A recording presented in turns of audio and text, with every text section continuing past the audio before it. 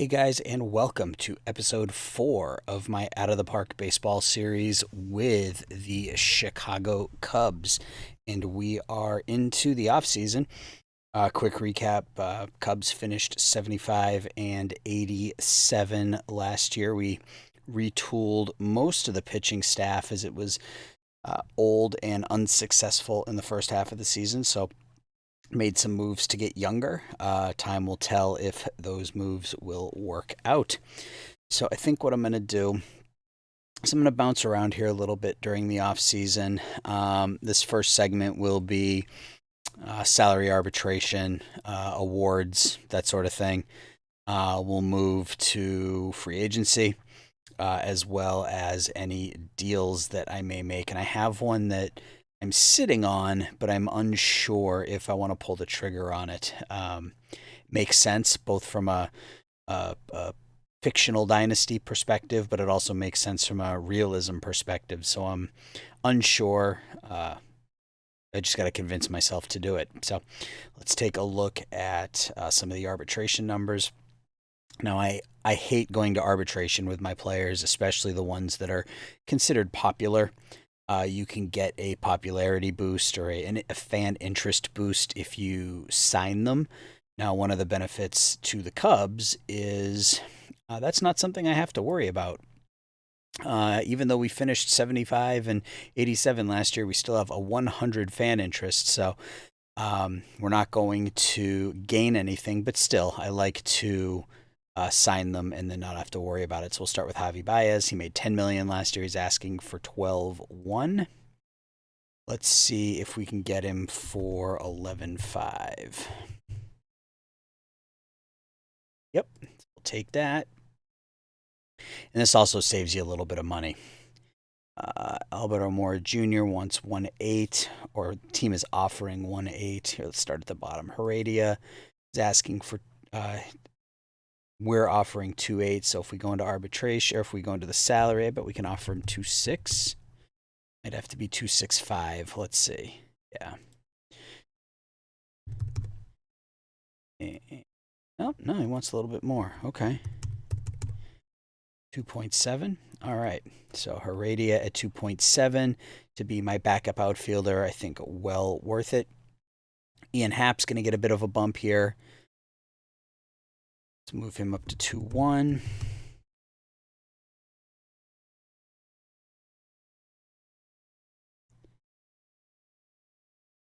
Almora, let's offer him a contract just because I'm afraid that he's going to ask for more than that in arbitration and they'll give it to him. So if I can just lock down a deal at a number I'm comfortable with, then that works. Matt Barnes, 3.6. Yeah, we can take a look. Lock Barnes in at 3.5.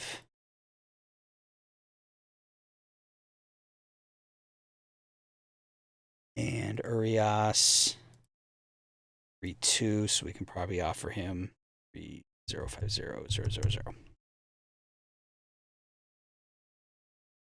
All right, so we got most of the difficult ones locked down. These guys, if they make $1 million versus 850, I'm not going to worry too much about it. Let's take a look at Chris Bryant.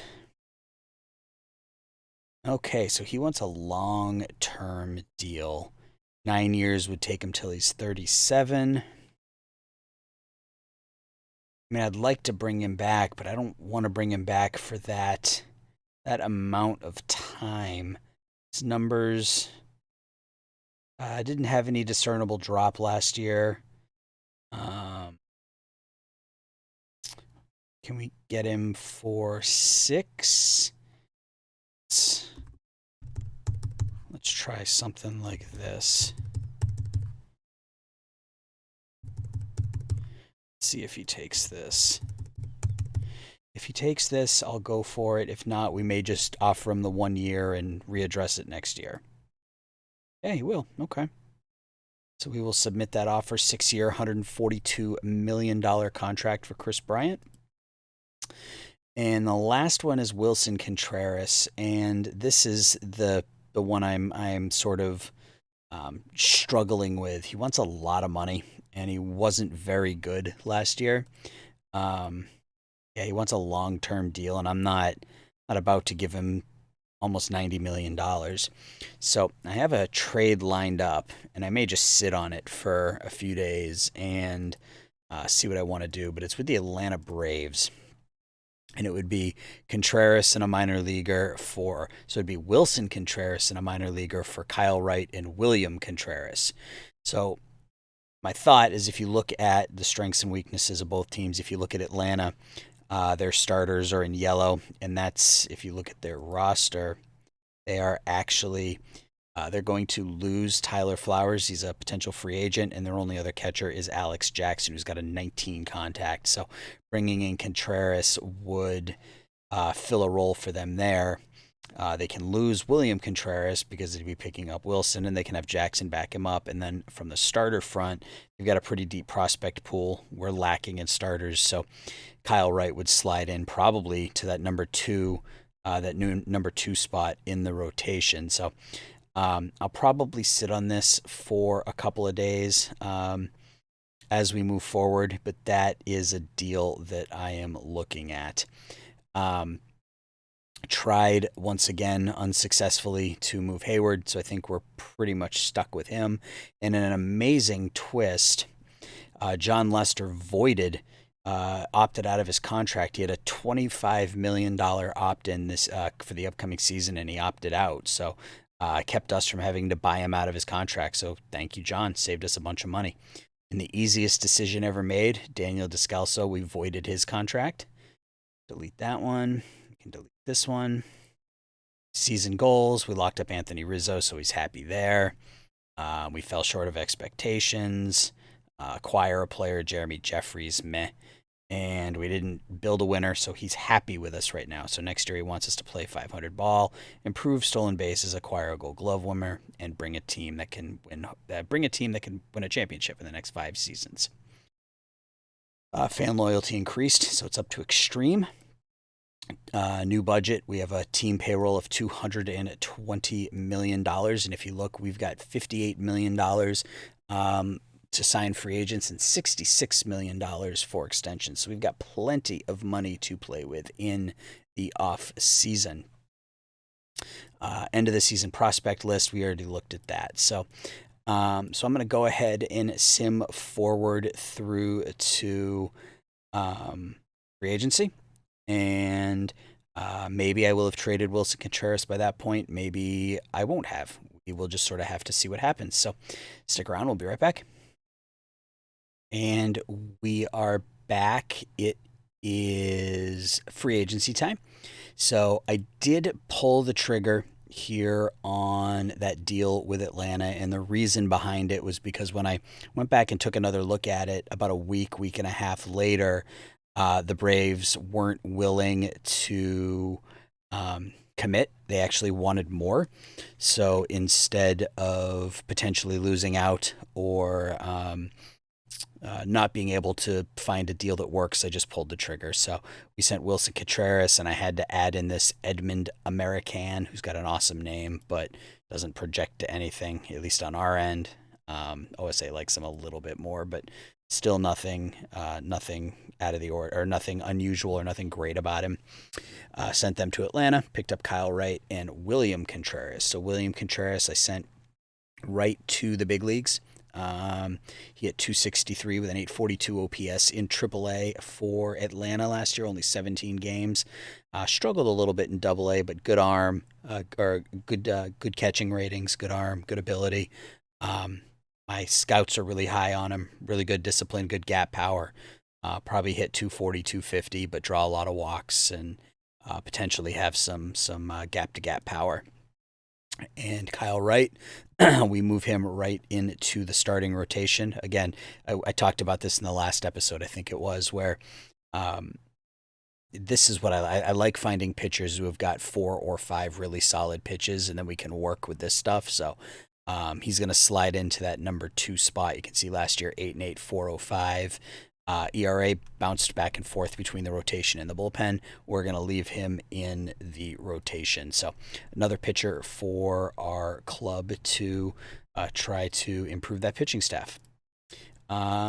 Japanese Nippon Professional Baseball League posted some players. Nobody really great. This guy Kohei Arihara looked okay, but I'm not going to pay the $14.5 million posting fee. And everybody else was just, was just sort of meh. So not going to make any moves there.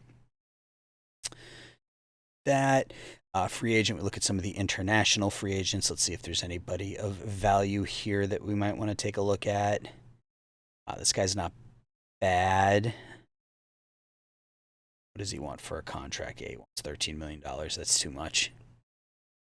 His numbers aren't bad. Again, 3 good pitches, above average in all 3 categories. High work ethic, low greed, but I would say likes him a little more, but yeah, still that's a lot of money. $13 million. I think I'll pass. Let's go through and look at the rest of these.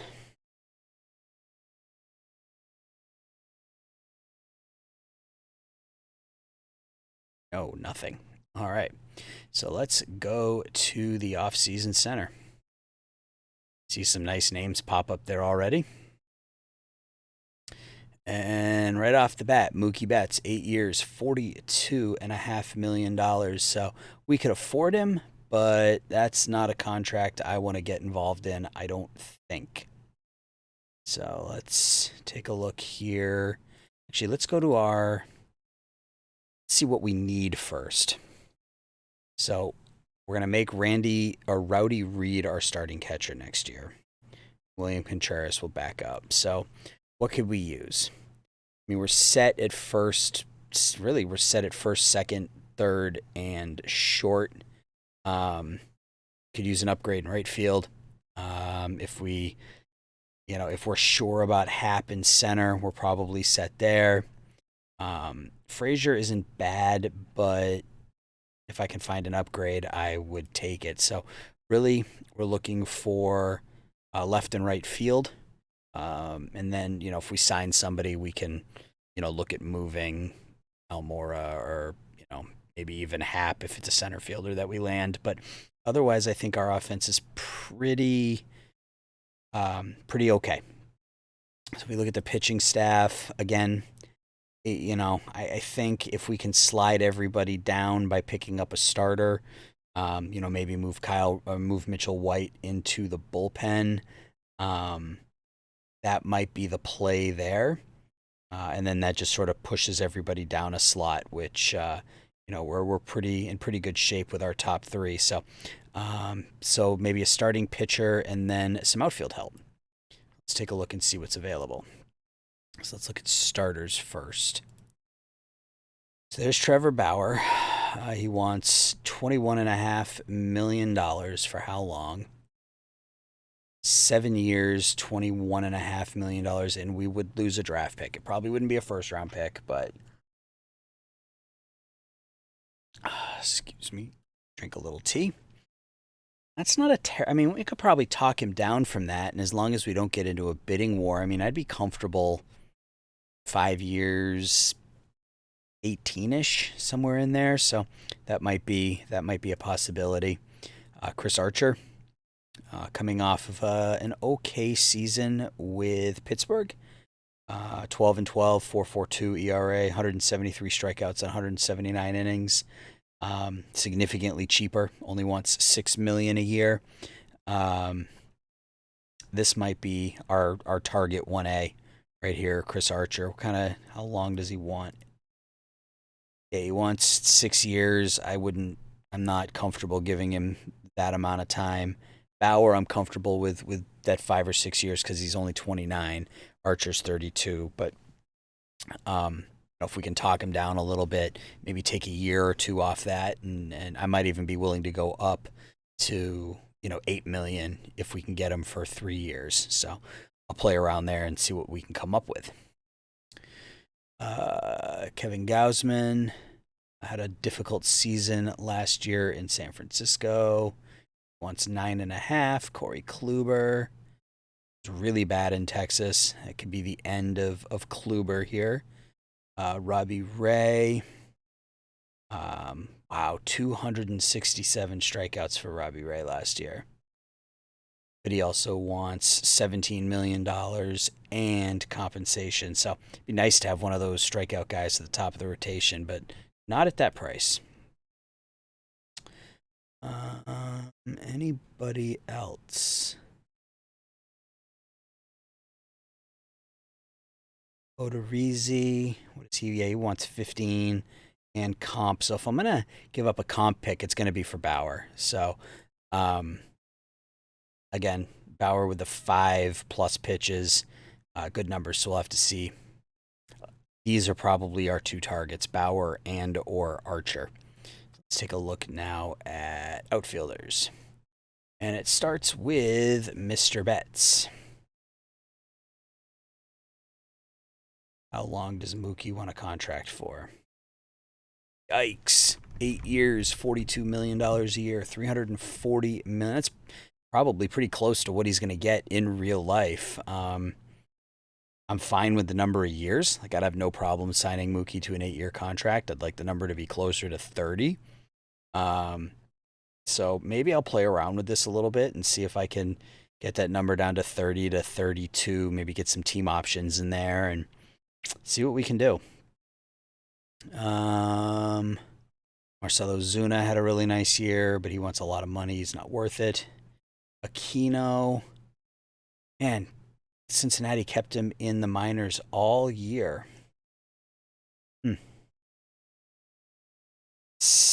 That's not a ton of money, but I'm not confident that he could come anywhere close to duplicating that if we signed him, so I'm not sure about that.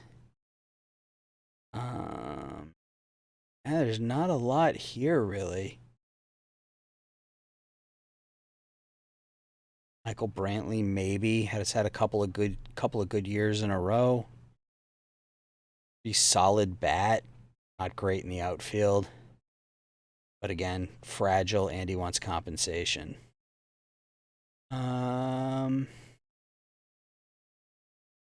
Marte played the year in AAA. Huh. Okay. Anybody else? Well, we might have to look into trades. So let's see. Is there anybody on the trading block? JD Martinez, but he can't play the outfield. Otherwise, I would gladly take a flyer on Martinez.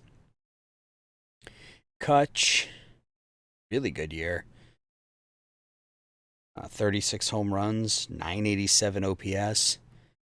But that contract, I guess it's not bad. He's only got the 1 year left.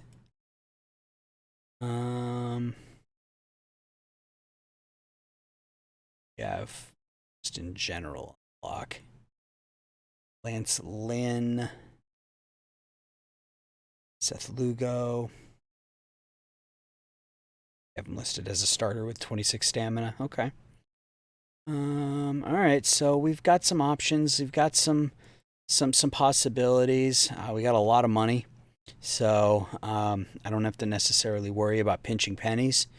DJ LeMahieu, first, second, third. I mean, maybe we could sign someone like LeMahieu and then put Horner in left. But again, that's a lot of money. I'd rather just spend the extra $10 million a year and get Mookie, especially with LeMahieu being 32. What else we have here? Don't really need any bullpen help, I don't think.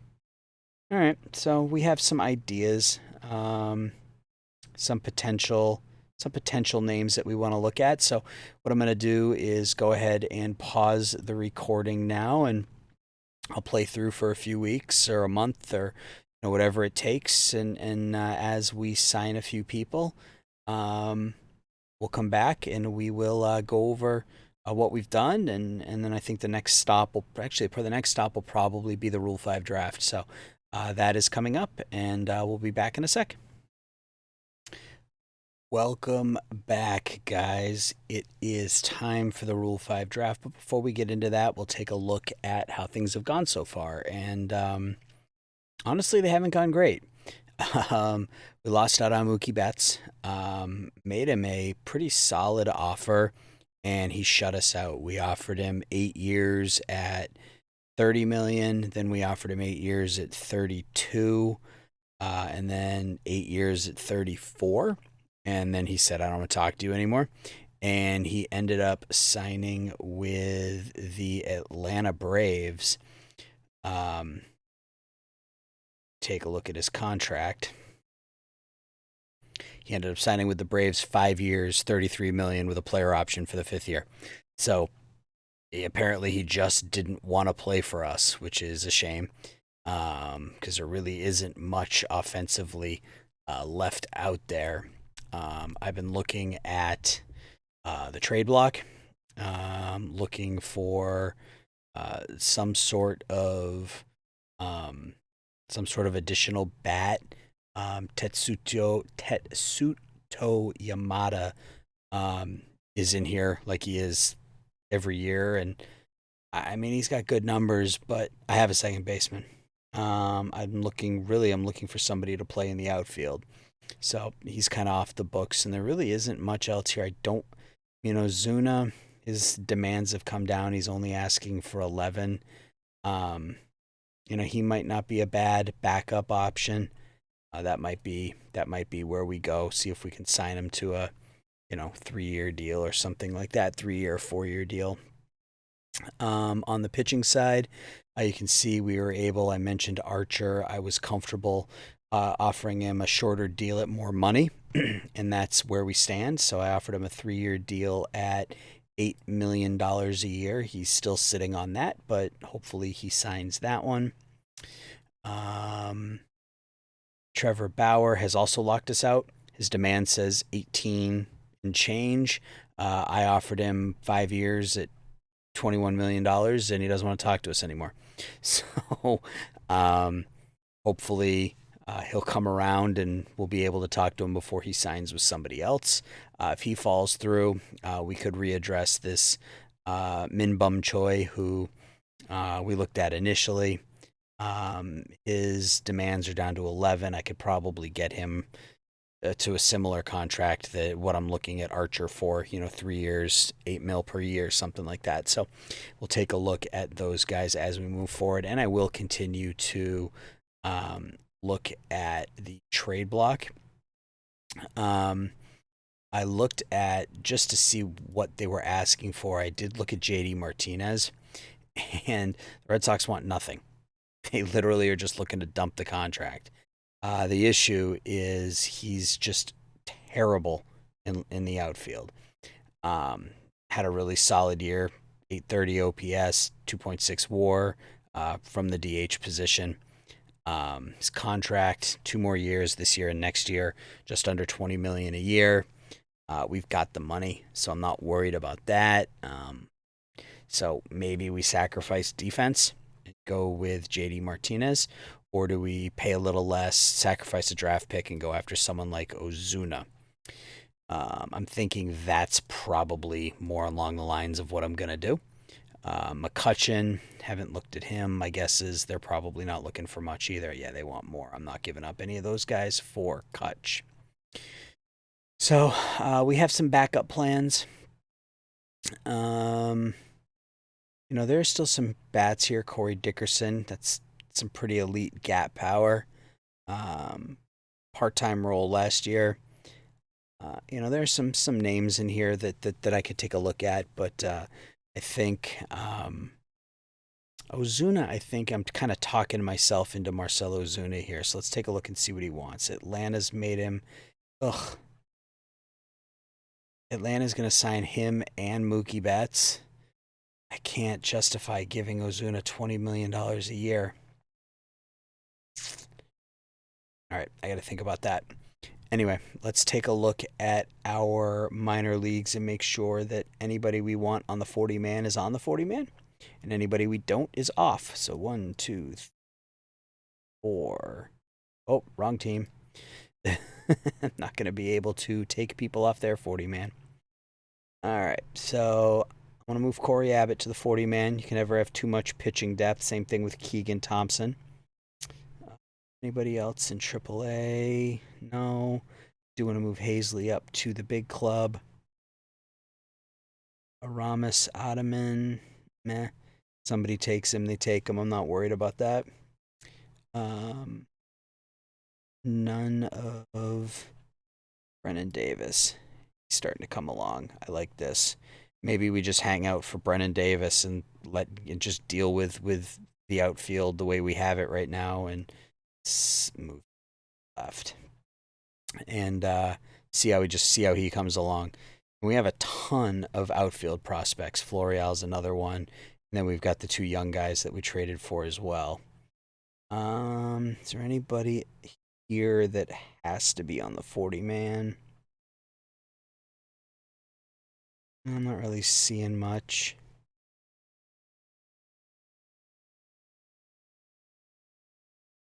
No. Ciccone, who was my second round pick last year, and numbers are coming along. If that movement improves, he'll be a pretty solid pickup. He pitched pretty well last year, so we'll see what happens there. Jones was my number 1 pick. He's coming along kind of nicely as well. He pitched well in rookie ball too. So my first 2 picks did pretty well. I'm happy there. But yeah, there's nobody else here I think that has to be on the 40-man. So let's just go ahead and go into the Rule 5 draft. We are picking 10th. Let's go ahead and start the draft. Let's go ahead and pick until Chicago. All right. So what do we got? Iso Ornelas out of the Padre organization. I mean, the numbers are nice, the projections are nice, but I don't think I can afford to have him on the bench as a 6th outfielder, so let's look at some of these catchers. You can never have too many catchers in your system, right? We learned that last year. Gabriel Murray. Mario Feliciano, good power. Tore up high A ball last year. He's 22. Ryan McKenna, I believe, is a solid bat. Yeah. Like that from Baltimore, right? Yeah. I mean, if these numbers are legit, I mean, that's, you look at his OPS or his on base percentage in the minors, and yeah, I mean, those numbers are pretty solid, but he played in AA 3 straight years, didn't hit in AAA last year, can play all 3 outfield positions, so he's a maybe. Freudis Nova, he's out of the Houston organization. Good middle infielder. Third base. Played really well in high A ball as a 20-year-old. Maybe we go after someone like Nova. Ivan Soto's a second baseman out of Miami organization, I believe. Oh, the Angels. He usually comes along in these in these saves. That discipline and his bat control is pretty epic. So he comes up as a slap hitter, doesn't hit for any power to speak of, but high average, good defense, good steals, but or good base running ability, I should say. Good steals is not a thing, but I don't really have a spot for him right now. Anybody else? Oops, Austin Beck. I gotta move Austin back. Move him onto the 40-man. He's mine. Basabe. This is the good Basabe. They're a pair of twins. This Basabe was in the Chris Sale deal from the Red Sox to the White Sox.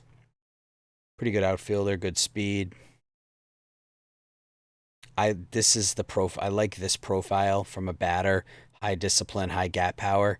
They always tend to work out really well for me. That's what I like. What I like to look at. But he's not receptive to criticism. That I don't like. Got to be a little bit more thick-skinned. Bobby Bradley. Oh, oh, it looks like OOTP's down on him a little bit this year compared to last year.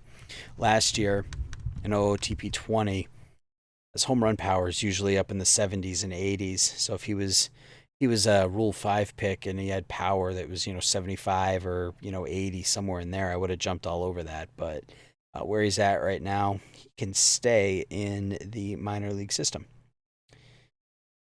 Uh, Will Benson, he's in the Cleveland organization. No. Anybody else here that gets me excited? Jose Devers, he's in the Miami system.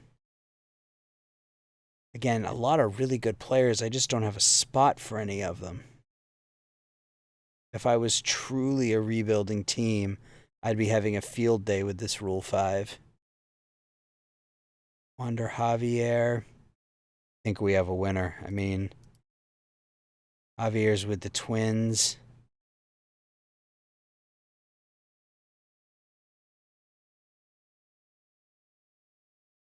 And I think I gotta maybe send Zach Short down and then keep Javier up for the year and send him back down the following year. 21 years old, 92 walks in high A ball, 389 on base percentage. The bat will come, but you can't teach an eye like that. So let's plop Wander Javier in there, but let's take a look at the pitchers really quickly. All closers. It's not bad.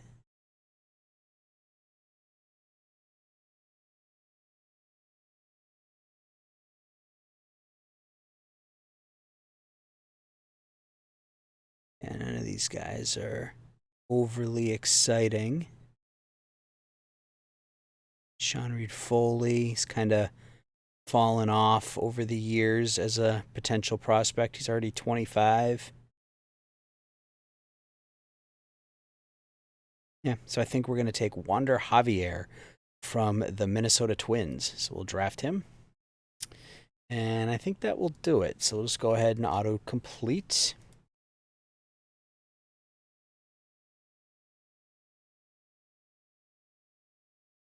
All right.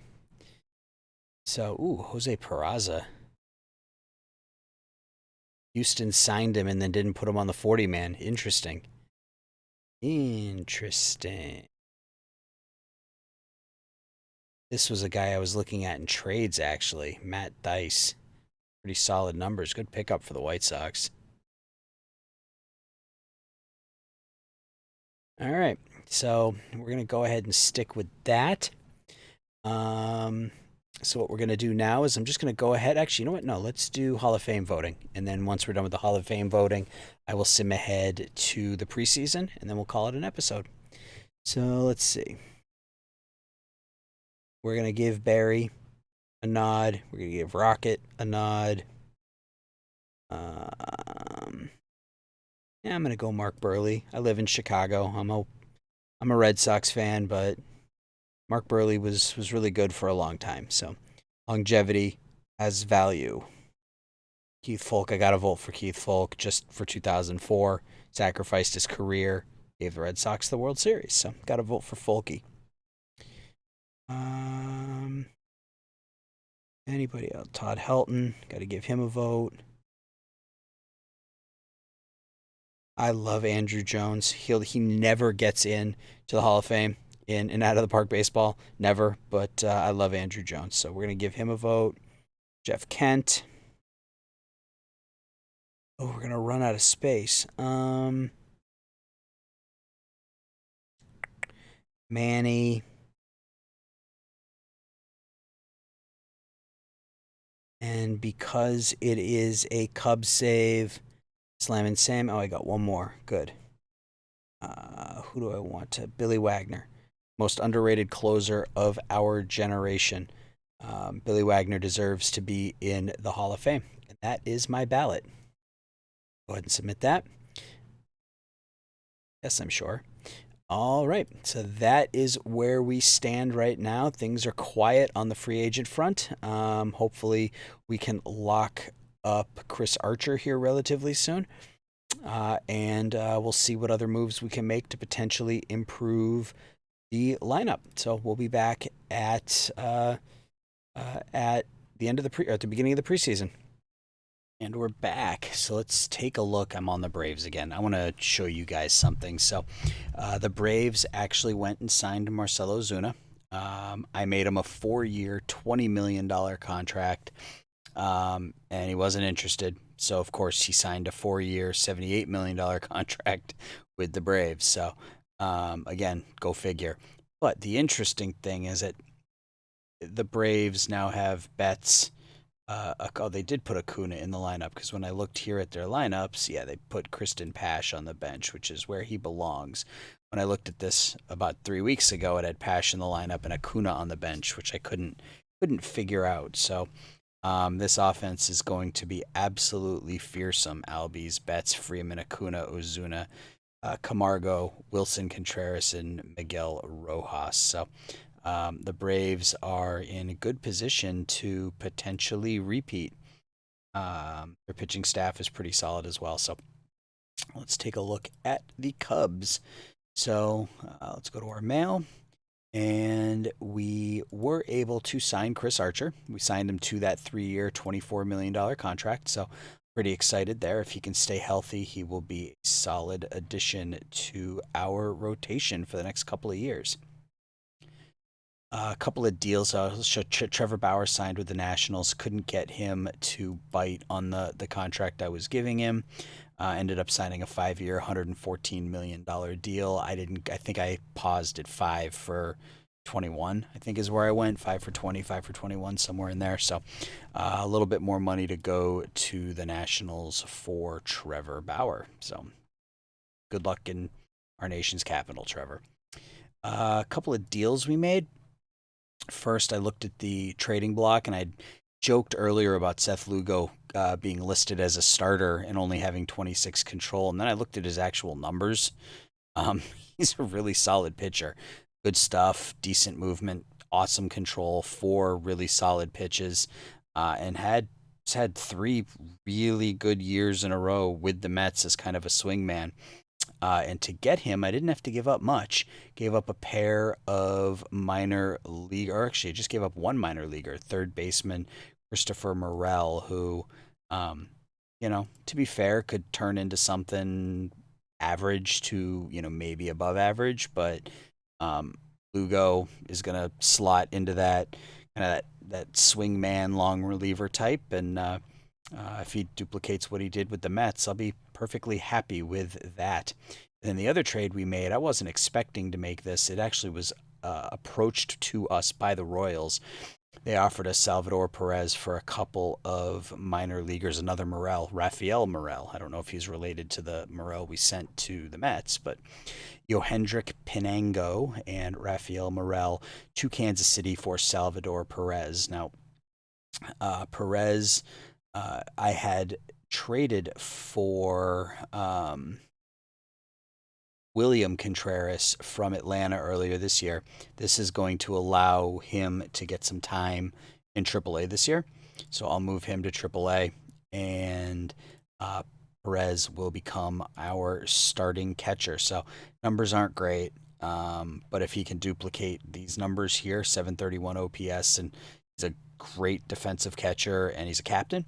So if he can duplicate these numbers with Kansas, or with us, that he had with Kansas City last year, if he hits 230, 240, and it's 20 home runs or so, I'm totally okay with that. And he had the money, and he's in the last year of his contract. So worst case scenario, we move him for peanuts, or we just cut him because we've got the money to do so. And that was the last move he made. So if we look at the front office, we're still huge market size, extreme fan loyalty, and we still are at 100 fan interest. Our projected income is going up for next year, which is nice. I increased both the scouting budget and the development budget, as well as The draft budget, player development, scouting, and international free agents. I left at 5 because that's the most you can spend. And I think that's it. So, we will go into tomorrow's, or excuse me, the next episode, I guess. I don't know if it'll be tomorrow or if I'll record it tonight. We will do spring training up to opening day, and we'll probably just call it there. So we'll go through spring training. We will set the lineups, set the rotation and bullpen, and we will get into the season. So that will do it for this episode. So if you liked it, leave me a like. Go ahead and subscribe. And like I've said before, I'm new to this, so if you've got any tips for me, any suggestions, if you think the videos should be longer or shorter, let me know. I got no problem cutting them up. I just like playing the game, and then the time gets away from me. So any suggestions are more than welcome. So until we speak again, everybody take care. Thanks.